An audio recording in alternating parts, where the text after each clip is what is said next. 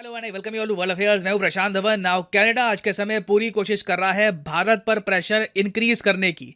यहाँ पर आप देख पाओगे मैंने रिसेंटली ये वीडियो करी थी अपलोड कि इंडिया ने कनाडा के जो डिप्लोमेट है इसको निकाल दिया, जो बाय द वे इनकी इंटेलिजेंस एजेंसी का एक टॉप ऑफिसर भी था। ये इंडिया ने इसलिए किया है क्योंकि कनाडा ने एक इंडियन डिप्लोमेट को अपने देश से बाहर निकाल दिया और साथ ही साथ इंडिया पे ये भी आरोप लगा दिया कि इंडियन गवर्नमेंट ने कहीं ना कहीं रोल प्ले किया है एक कनेडियन सिटीजन जो एक खालिस्तानी सेपरेटिस्ट था, उसकी असैसिनेशन में कहीं ना कहीं इंडियन एजेंट्स का रोल था। ये बात कनाडा के प्राइम मिनिस्टर ने अपने पार्लियामेंट में कही। उसके बाद इंडिया का जवाब देख करना, अभी रिसेंटली एक वीडियो है काफी वायरल हुई है। कनाडा के जो हाई कमिश्नर हैं, जो सबसे टॉप डिप्लोमेट हैं कनाडा के इंडिया में, उन्हें ना इंडिया के विदेश मंत्रालय में बुलाया गया।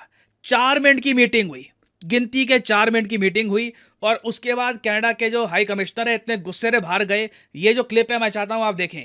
यहाँ पर आप देख पाओगे ये है कनाडा के हाई कमिश्नर। वैसे काफ़ी मुस्कुराते रहते हैं, मगर हाल ही में जो कनाडा की सरकार ने किया है उसके बाद जो इनको डांट पड़ी होगी भारत सरकार की तरफ से, क्योंकि ये जो पीछे बिल्डिंग है इंडिया का विदेश मंत्रालय है, ये अंदर गए, 4 मिनट की मीटिंग हुई, 4 मिनट में बाहर आए और जब रिपोर्टर ने इनसे पूछा कि अंदर क्या हुआ, 4 मिनट में ऐसा क्या हो गया कि आपकी शक्ल ऐसी हो गई, तो इनका ये रिस्पॉन्स था।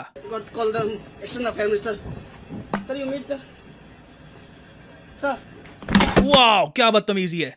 ये मैंने आज तक कभी किसी डिप्लोमेट को करते हुए देखा नहीं है। मतलब कोई घमंडी कोई मूवी स्टार हो वो भी ऐसा नहीं करता होगा कि जो रिपोर्टर है वो माइक लेकर बस पूछ रहा है सर कुछ आप बोलना चाहें, और दरवाज़ा इन्होंने इतना जल्दी से बंद किया है कि एक बार को रिपोर्टर के हाथ को इंजरी आ सकती थी। कोई डिप्लोमेट तो ऐसा नहीं करता। ये क्लियरली आप कह लीजिए इनको बहुत ज़्यादा झाड़ पड़ी होगी अंदर। मोस्ट प्रॉब्ली किसी ने कह दिया होगा कि you don't have to set, you won't be here for long anyway.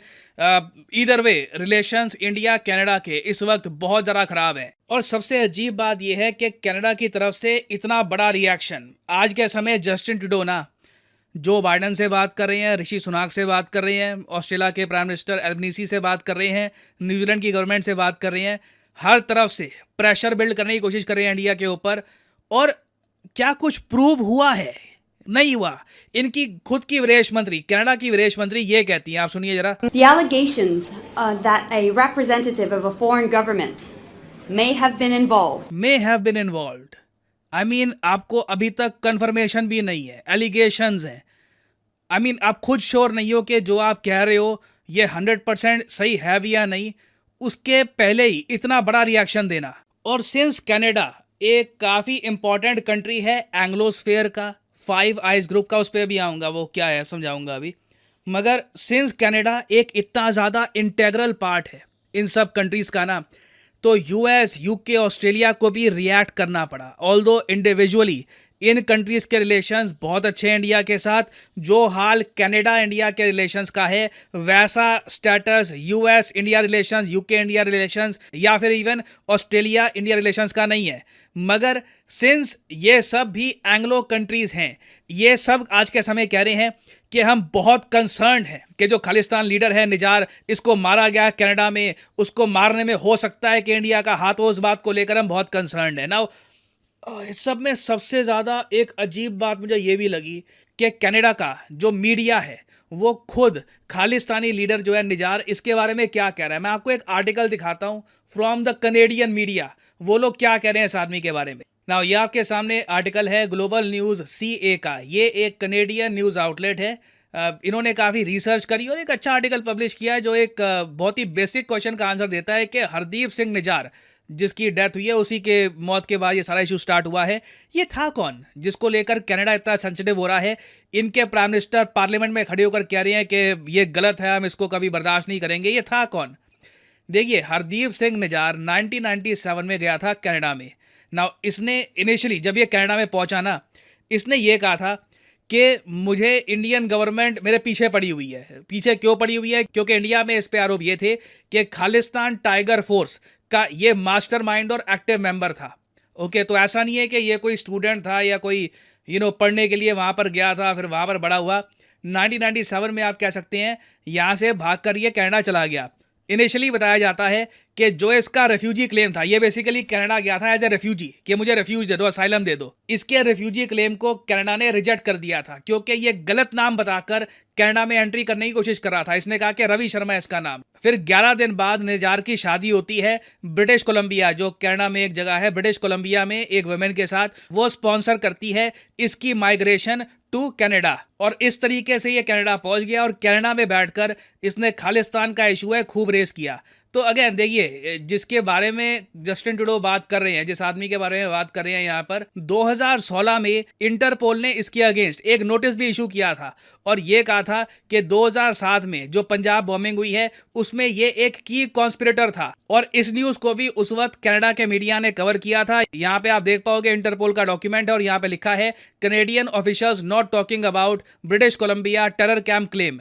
और उस वक्त ना निजार ने एक चिट्ठी लिखी थी जस्टिन ट्रूडो को 2016 में। यहाँ पे आप देख पाओगे Hardeep Singh Nizar has written an open letter to Prime Minister Justin Trudeau saying claims against him are factually baseless and fabricated। ये यहाँ पे आप देख पाओगे, ये इसकी चिट्ठी है। ये यहाँ पे इन्हें लिखा है कि मेरा जी ये नाम है, मैं आया था और मेरा प्लम्बिंग बिजनेस है यहाँ पर, और इसने बेसिकली यहाँ पे खुद को डिफेंड किया कि मेरे पे जो आतंकवाद के आरोप लग रहे हैं ये झूठे हैं। उस वक्त भी 2016 में भी जस्टिन ट्रूडो ने इसका साथ दिया था। अब यहाँ पे आप लोग खुद ही सोच पा रहे होंगे कि एक ऐसा आदमी जिसका बैकग्राउंड इतना स्केची है, जिसकी मौत के पीछे रीजन क्या है उसके बारे में अभी कनेडियंस को भी प्रॉपरली पता नहीं है। मे बी करके बात कर रहे हैं ये, तो ऑस्ट्रेलिया, यूके, यूएस वगैरह बाकी सब इनके सपोर्ट में क्यों कूद गए। देखिए यहाँ पे बात आती है एंग्लोस्फेयर और फाइव आइज की। एंग्लोस्फेयर क्या है पहले ये मैं आपको समझाता हूँ। नाउ एंग्लोस्फेयर देखिए, इन कंट्रीज को कहा जाता है कनाडा, यूएसए,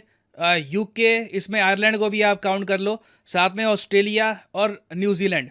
अब इनको एंग्लो क्यों कहा जाता है? देखिए अब हम लोग इंडियन है ना, एक नॉर्मल इंडियन जिसको इतना आइडिया नहीं है दुनिया के बारे में, वो मान लो कल को एक पोलैंड के आदमी को देखेगा, वो कहेगा जी, जैसे हमारे यहाँ देसी भाषा में कहते हैं जी गोरे हैं, ठीक है जी, वाइट पीपल, ये कहेगा जी ठीक है वहाँ के है। वो आदमी कनाडा का कोई आदमी देखेगा या फिर यूके का आदमी देखेगा, उसको भी कहेगा गोरे हैं जी, ठीक है वाइट रेस के लोग हैं। मगर दोनों में ना एथनिकली डिफरेंस है।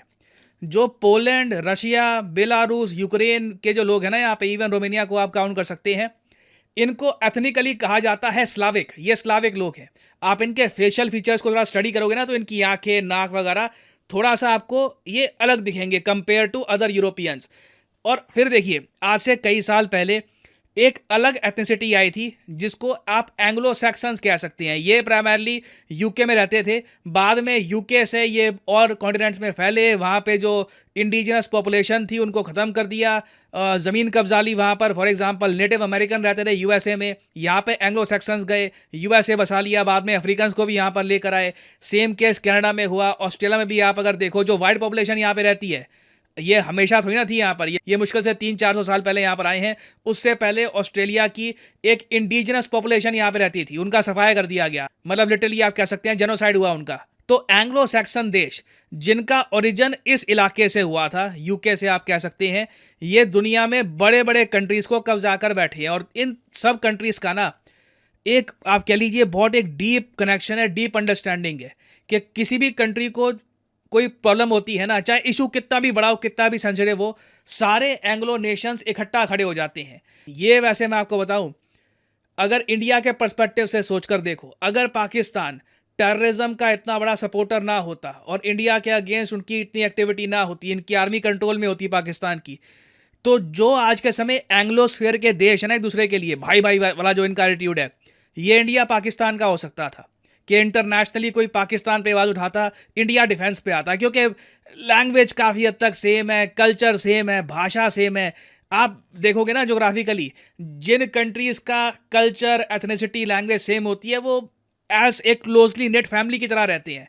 और यहाँ पर मैं कहूँगा कि बाकी एथनिसिटीज़ ने मार खा ली। अगर आप आज के समय जानना चाहते हैं कि एंग्लो सैक्सन्स दुनिया को डोमिनेट क्यों करते हैं, तो अंत में ना देखो, दुनिया के बड़े बड़े सत्य 4th-5वीं क्लास की किताब में मिल जाएंगे। वो लोग इकट्ठा रहते हैं।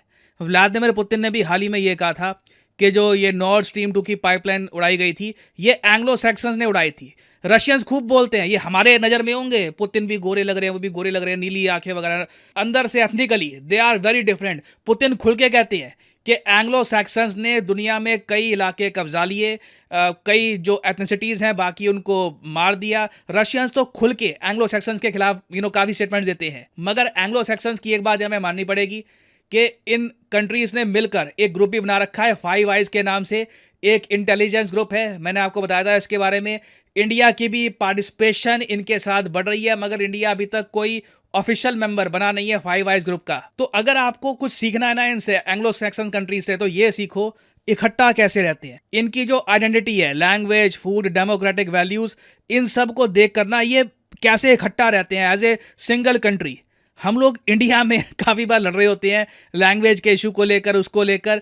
इंडिया में ही काफ़ी बार फील होता है कि उतनी हमारी यूनिटी है नहीं, भाइयों वाली फीलिंग है नहीं जितनी परहैप्स होनी चाहिए। इन लोगों की ट्रांसकॉन्टिनेंटल ये आपको यूनिटी दिखेगी। तो ये आज के समय हम यूनिटी देख रहे हैं इन एंग्लो सैक्सन्स कंट्री की, और बिल्कुल इंडिया पे ये कमेंट करेंगे, कंसर्न है, हम ये सब बोलेंगे, मगर मुझे लगता नहीं है कि यूएस, ऑस्ट्रेलिया, न्यूजीलैंड ज़्यादा कुछ इसके आगे कुछ करने वाले हैं। देखते हैं अभी कि कनाडा। ये था सारा सीन। ये यार उनके अंदर यूनिटी है। देखो अब भारत के ऊपर उन्होंने बात की है, यही हमारे इधर अपना एशिया में यूनिटी होती ना हमारी, तो मैं कहता हूँ अभी भी ये भी मैं कहता हूँ, इसमें कोई शक नहीं, भारत इनके लिए अकेले ही काफी है। इसमें कोई शक नहीं, भारत इतनी हिम्मत रखता है, इतनी भारत की डिप्लोमेसी है कि इनको अकेले ही इनको सबक सिखा सकता है। और अब जो और कंट्रीज हैं, यूके, ऑस्ट्रेलिया और एंग्लो कंट्रीज जो हैं, फाइव आइज ग्रुप जो है वो भी कनाडा को सपोर्ट कर रहा है इस मामले में। इन चीजों से हमें जो एशियन है उनको सीखना चाहिए कि हमें एक दूसरे के साथ ऐसे यकजुबान होना चाहिए था, जैसे प्रशांत। देखिए इसमें ज्यादा गलती हमारी ही है, क्योंकि पाकिस्तान की भी देखो एक हमारी ज्यादा सपोर्ट मिल सकती थी एक बड़े देश की, अगर, लेकिन हमने उसको खोया है आज तक और अभी भी